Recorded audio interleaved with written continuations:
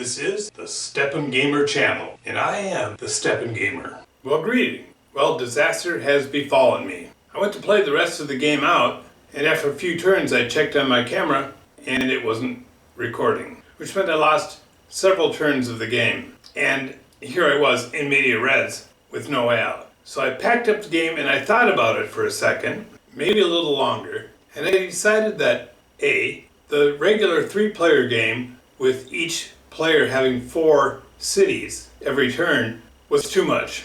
I felt it could be streamlined. Now first I went to the 6-player game where each player had 2 cities, but with 6 players that got a bit overwhelming. Now the problem I have with games like that, I mean I can play it like that, but it's not as clean and lean as I would like a game to be. So now I'm playing a 3-player game. What I've done is the board is ordinarily 4 wide. Well, I flipped the end underneath this board, and that leaves 8 cities. With 8 cities, each of 3 players gets 2 cities, with 2 cities left over. And as I began looking into it, I come up with what I think is a better 3-player experience. Certainly for solo play for me. Now again, I have the 3 players, red, white, and blue. So I set up 3 players, selecting a city, last player selects 2 cities, and then coming back the other way. What I ended up with was 2 cities spare. I put a green brigade in one and a yellow brigade in the other. These brigades in these 2 cities represent minor powers. One city, it's just a brigade, it sits there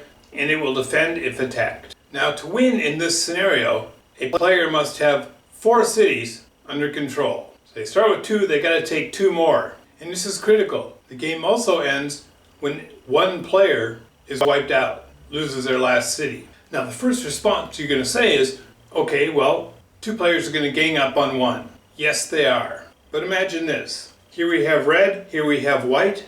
They gang up on blue. Red is attacking this city, white is attacking this city. What will blue do? This is what blue will do. Blue will evacuate both cities and leave them open. Because look what happens. If red takes a city first and white takes the other city, the game ends. Red and white are tied for the number of cities. White grabbed the last city, so white wins. Knowing that, red isn't going to take that first city because as soon as it does, white's going to take the other city and win. Red could wait. White will take a city, an open city like that, and then red will take the other city and red will win. So by abandoning both cities, blue essentially dares one of the other sides to attack a city, to capture a city first, and lose the game when the other person captures it. So knowing this, it'll never happen. That's not going to, if they both move into attack like that, that'll be the 3rd player's move, and then we see how the game falls out after that. Knowing that, the trick then becomes to capture one of the 2 minor cities first. If possible, both, and then that player wins. Of course, the other 2 players aren't going to let them do that. Of course, some of you might be saying, well, that's not very realistic, you can just abandon the cities. But I ask players to look beyond exactly what's represented on the map and imagining how the story might be unfolding. Imagine that all 3 players represent minor countries that have been in strife for some time and are seeking to gain legitimacy by gaining control over the area. If 1 player could gain enough control, then the superpowers would come walking on in and back them, and they win. So red and white gang up on blue. Blue heads for the hills, sending out messages to the world that they're being picked on by red and white. Red and white don't want to seem like the aggressor attacking a helpless nation. So they're not diving in and picking up for the easy pickings. You can rationalize it any way you want, but it seems that it's plausible that the scenario could fall out in exactly that way. I might be getting ahead of myself here, but I'm even imagining a 3-power game, red, white, and blue, say, and 2 players. They each represent a superpower, coming in and meddling in the politics of local affairs. Just like the US and Vietnam, we couldn't go in and just win the war for them. We had to support them as they fought a war. The same sort of general rationale is at play here. Now, that version will take some developing to go on, to get on from there. I'm just going to back up to the 3-player solo version I have here with part of the map removed. I call it the Express solo version. I'm going to be trying this out. What I like about this in the 3-player version is that you can't predict what's going to happen. And you have to adapt to the situation. Say you know you're going to wipe out that minor power. The other guy goes for the other minor power. But you get bad dice. It doesn't go well. That whole takeover attempt is costly. Maybe the other guy slides right in and gets his. Is that unrealistic? Certainly not. It can happen. But every game you play, it'll happen differently. Unlike the basic game, where alliances are set in stone at the beginning, in the 3-player game, they're very fluid. There's no official alliances. Just like real politics, promises are made, promises are broken. In the first 3-player game I played, alliances were changing every turn. There's always somebody in danger of winning if the other two ganged up on, the result of which meant there's a new player that's almost going to win, and the remaining 2 players must gang up on. This creates a subtle, almost chess-like strategy. Well, enough yada yada yada. Let's go down to the board and see what happens.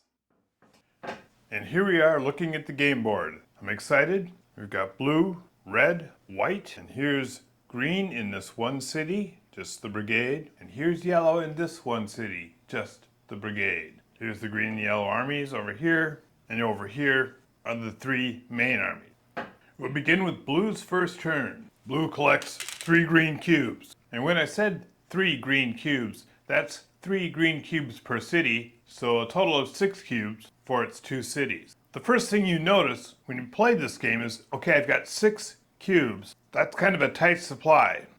As I explained in my rambling preamble, blue's best defense is to leave both its cities vulnerable. What blue would like to do is capture green's city right here. It's going to place a movement cube there and there to open up the city to red, and a cube here to open up this city to white. And they're going to place a movement cube with the armor to get the armor up for the attack on green city. Now we go to the action phase, and I want to show you, let me use the correct names. You have the resource allocation phase, and now you have the move and attack phase. Remember, if you just use one movement cube, that means all the units that move from that area have to move to the same area elsewhere. I have 2 areas I want to go to. The first cube, move that brigade and that artillery there. The second move this brigade and this battalion to here. This infantry company will move to here, allowing white free access to the city of Havelock. This armor will move to this area. Now I've noticed that while it's open here to white, it's also pretty easily accessible from here by red. They just have to take out this one unit. Let's fix that. We're going to take these 2 brigades and put them there. And then I'll take the armor and artillery from this area and have them join in the assault on that city. You know what? I'm only going to move them to this area. If I didn't put them there, then white would have easy access all the way to the hex adjacent to this city and be able to threaten both of them at one time. For blue's plan to work, both cities have to be open to one and only one opponent. That's blue's first move. Now we move to red. Red takes its 6 cubes. Now red knows if red takes this city, on white's turn white will take that city, ending the game. White took the last city, white will win. So red can't take this city, but they can definitely threaten it. But before they walk in and take that city, they want to take this city first. The easiest way to take a city is to surround it and take it through encirclement. But notice that will take 1, 2, 3, 4, 5. They have to occupy 5 areas. At the same time, they don't want to waste resource cubes. Blue used all its resource cubes to do what it had to do. Red believes it can do what it needs to do with 4 cubes. Those 2 units threaten that city. Let's not leave them too exposed. So just the armor unit's going to move up. With this cube, these 2 units are going to move to there. Now, one thing you note when you play this game is that road movement is unlimited, as long as you're not blocked by enemy units and stuff. So with the proper supplies, troops can practically teleport around the board. Well, not teleport, but they can zoom to wherever they need to go. And actually, these guys could have went, and if you start on a road, you travel the whole way by road, you can exit into off the road into an adjacent hex. Into an adjacent area. Using a cube, the armor moves there. Using the other cube, those units move there. That ends red's turn, move to white's turn.